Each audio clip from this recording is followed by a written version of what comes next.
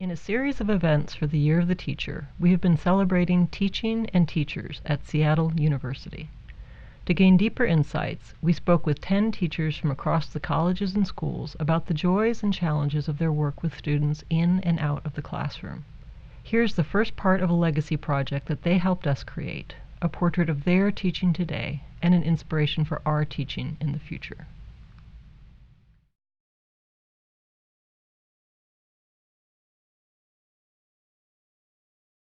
Something that has surprised me about teaching is how hard it is.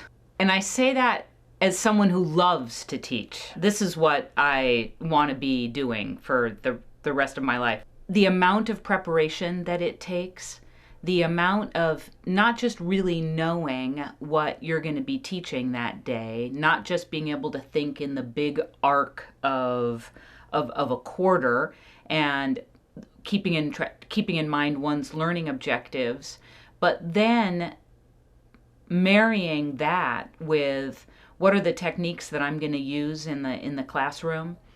It's so Jesuit, isn't it? That while you're teaching, you have to be in the moment, and yet you have to simultaneously be floating above yourself, making sure, hey, am I headed to where I need to get to by the end of this class period?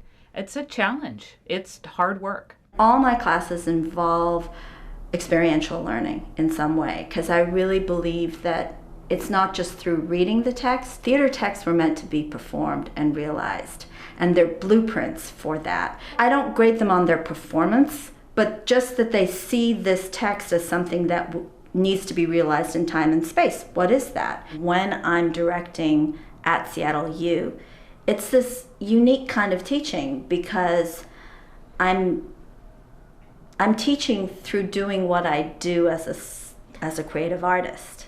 So there's no separation between the theory and the practice. There's no separation between me as a teacher or as an artist in that moment. I'm both at the same time. Realization and less of a... Yeah. And it's a little less... Realization. Yeah. It's a little less... All right, here we go.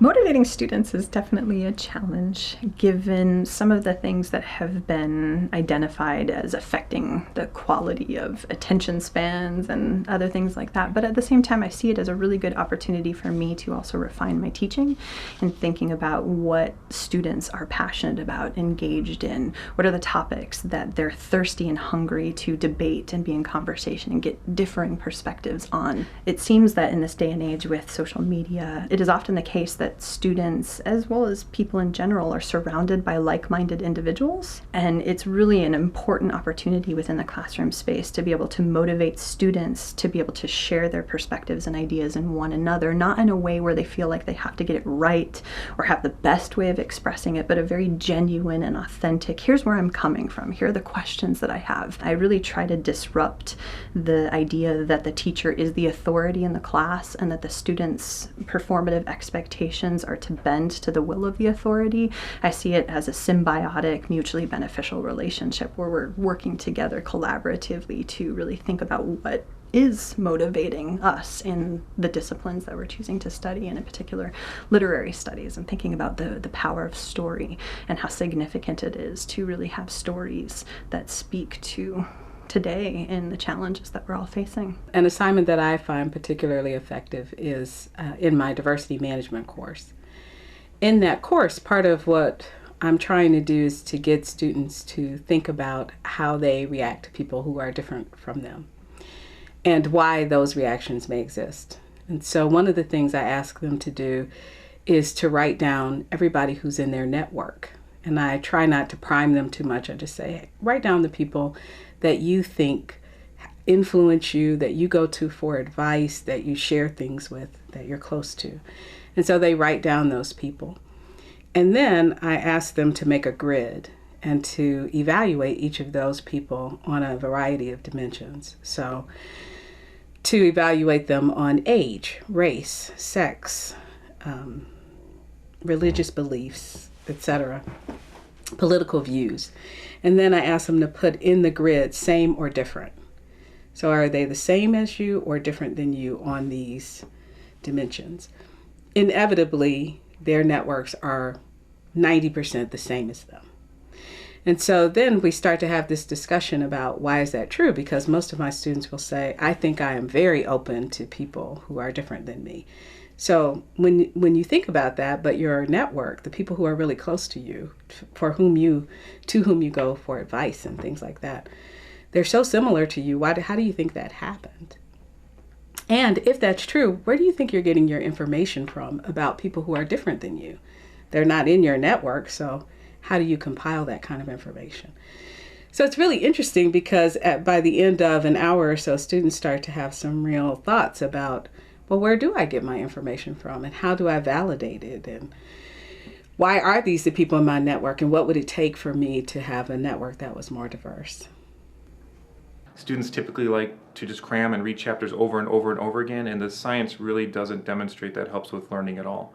That actually separating they're spacing it out and coming back to it over the course of several weeks is much more effective.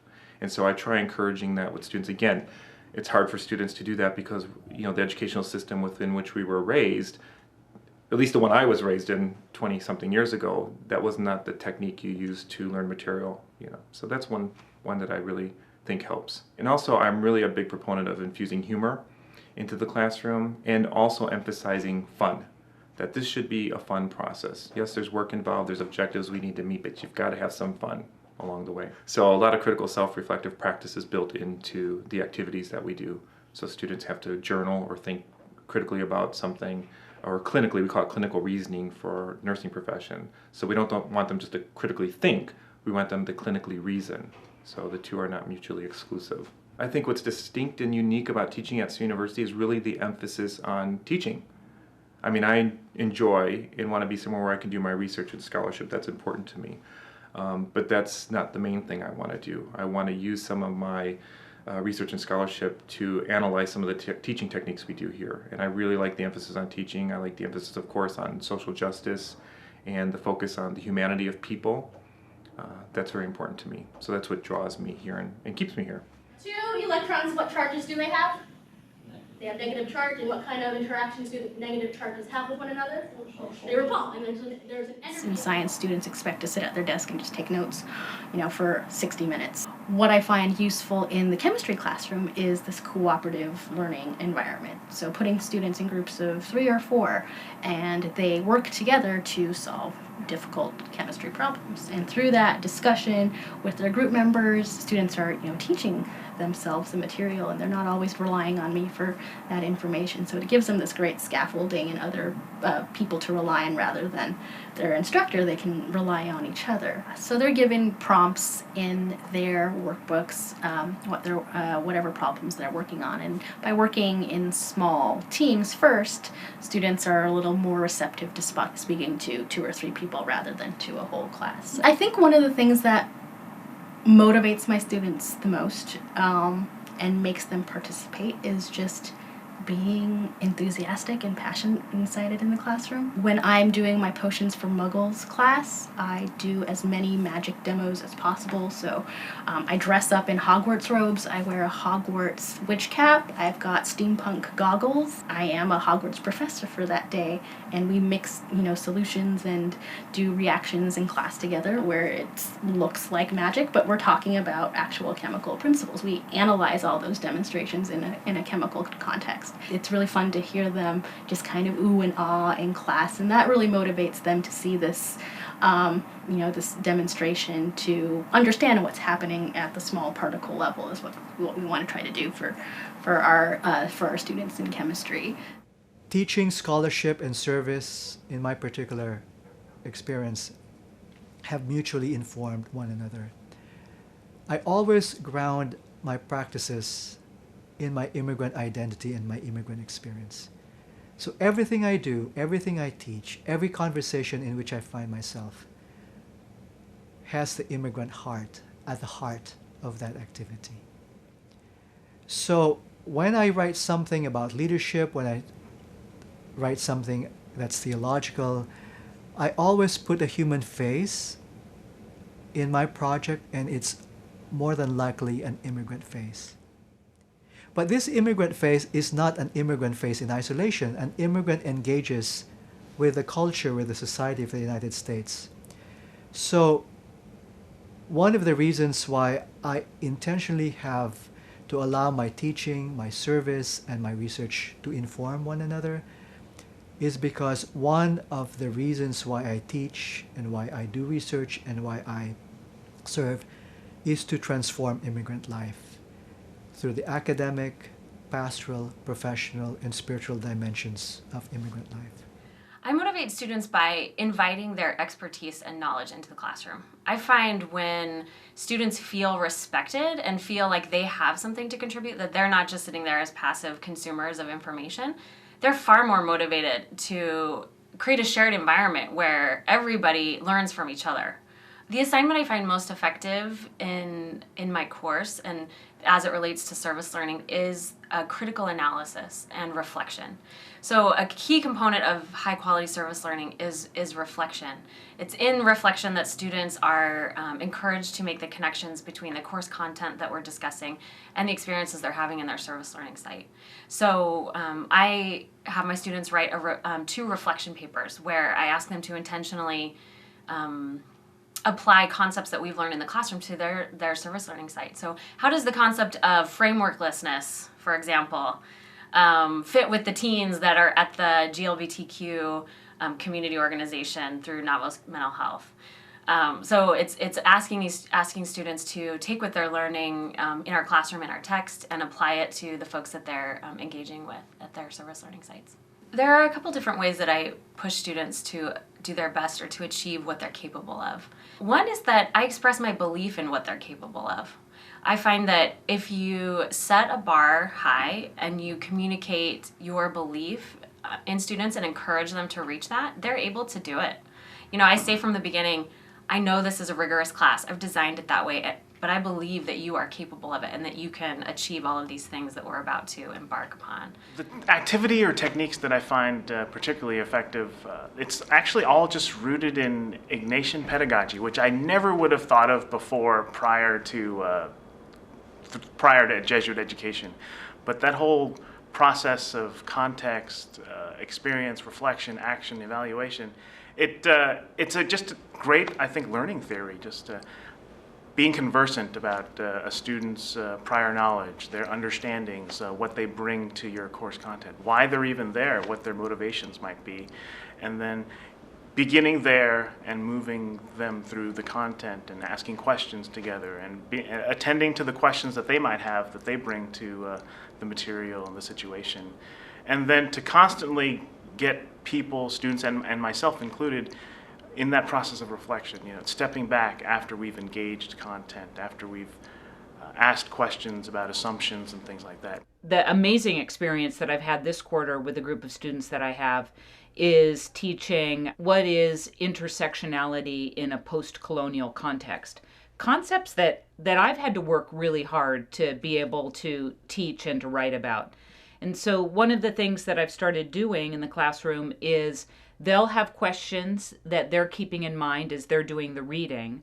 Then starting out where there's students have just some free write time in class. So they're writing, again, on answers to the questions they had when they were reading. Then that means they've both read about it, thought about it, and then they've done some writing on their own about it. And then we move to small group discussions. So then you have a chance of kind of trying on talking about what you've already thought about, what you've already written about, and then you're doing it in the small groups. And then we bring it to the large group setting where everyone's had some opportunities to be kind of trying on, discussing these issues. And then when that's set, then I can come in and do a power lecture, say for 20 minutes, and pull it all together. And that's what's really been working the best for me, this idea of scaffolding. My goal in class is to not have people need to learn through shame. So I'm not interested in having any students, including students that have done something harmful, feel shame, but I still want to clarify, what the ethic of the class is, that the space is supportive of marginalized people, and that everything will be responded to that is, harmful or incendiary. So when someone says something in class that I think is harmful, I am going to address it. So first, sometimes, depending on where we are in class, how much the students have gotten time to develop their own voices. If there's someone in there who I know is going to like love to respond to this and it'll be really useful like dialogue, first I'll see if that's going to happen. But sometimes that's not going to happen. Sometimes no one's going to respond, or people are afraid to respond. So if it's a situation in which I need to take it into my own hands, my goal is always to gently move us towards seeing it differently. So that strategy for me is often, that's a frame we hear a lot. That's reflected, we hear that frame reflected, and maybe I'll find a link in the readings. We heard that frame relates to some of the messages about the drug war. That frame relates to, something that we're reading about that's maybe conservative or racist. And, what are the counter frames that we've heard also in the readings? Or how would this author we've been reading respond to that? Or, if we've been studying social movements, what would the Black Panther reframe of that be, or the Young Lords reframe of that be, or how would the American Indian movement think about that? And then I'll see if I can draw some stuff, but eventually I will also just keep providing it out. I'll keep supplementing it so that we get a thorough reframe. When someone has used like a word that really needs attention, sometimes I'll just bring it up on the board, and so I'll just say, as we talked about at the beginning, there's so many words we're all using, we often don't know what they mean to other people. So let's talk about that. So, for example, people use lame. Like, that's like a really offensive word that a lot of students use. They just don't know that it's offensive. So I'll say, like, this word just came up, not to pick on anyone, but, this is a word we hear all the time on our campus. So let's think about this, why might this word be controversial to people in some of the movements we're studying? That kind of thing. So I'll try to do a loving adjustment, reframe, let's go deeper, let's get some real history on this, or let's find out why people are concerned about this. I feel that I have the responsibility to train other migrant leaders and migrant professionals. I could think of an incident that happened in one of my classes not too long ago, when a Filipino-American student literally wept amongst his peers. And in class he said, I'm in my mid-30s and I've never had a professor who looked like me, who sounded like me, who used teaching and learning examples that I only heard at home, and I always refused to contribute in the classroom because I thought they were not part of formal learning. And when I hear stories like that, I realized how underrepresented, I don't use that word lightly, underrepresented, because it could really sound like a cliche. But it's true. One of the things that I've done as an Associate Dean of Academics is that I've asked one of our graduate assistants to prepare a spreadsheet of all the textbooks that all our professors, both core and adjunct faculty, require in their courses. And one of the reasons why I have chosen to do that is not only to find out how well we teach, but to actually identify the gaps and overlaps in our curriculum. One of the things that everyone has discovered is that we still have a very Eurocentric curriculum. And we tend to expect certain courses and certain professors to provide the global perspectives that we as a university are trying to promote. So I think global education should not be the responsibility of a few. It should be global education across the curriculum. So by making that document public, it made us all aware that we are effectively discriminating against other perspectives that should be part of the conversation, that should be part of this common enterprise we call teaching and learning. One thing I definitely wish I had done differently that I've just now started to implement in my classes is thinking critically about white supremacy. And coming at the topic from the discipline of English is definitely a challenge given the history of the discipline and some of the formal expectations of what great literature looks like. One of the things I've been doing recently, but I wish I'd done more of in the past, is decentering whiteness. I found that to be quite a significant challenge for me personally, but what I appreciate about the opportunity that is afforded is it gives me a chance to be vulnerable with the students as we become co-creators in thinking about what is happening within the discipline of literary studies and the consequences of the interpretations of the stories and how the stories are presented to people. When I think about decentering whiteness, it is, as I mentioned, a significant challenge because in literary history, the expectation is that you begin from a Western European kind of intellectual tradition. So I have been adjusting my approach in thinking about moving away from chronological approaches to literary studies because that tends to reinforce a certain type of engagement. I focus on the writers who have historically been excluded or perceived of as somehow being not as valued as, again, typically Anglo male writers who are considered the significant authors of any given time. In addition to the moving away from chronology and focusing on marginalized writers, I'm intentional about inviting students, similar to what I expressed before about being co-creators in the process, and so inviting the students to think critically about how we frame the various units within the class. So there are times when I'll even invite them to say, okay, so here's 2 weeks. What are we going to do in these 2 weeks? And instead of focusing on the writers who have already received a lot of attention, let's think critically about how we can open up this space to invite some critical discourse, focusing on notions of what it means to be a writer and constructions of race, gender, class. Here at Seattle U, we engage in conversations that really get to the hard questions of society, of social issues, of oppression, of discrimination, of progress, what that really means, progress for all of us.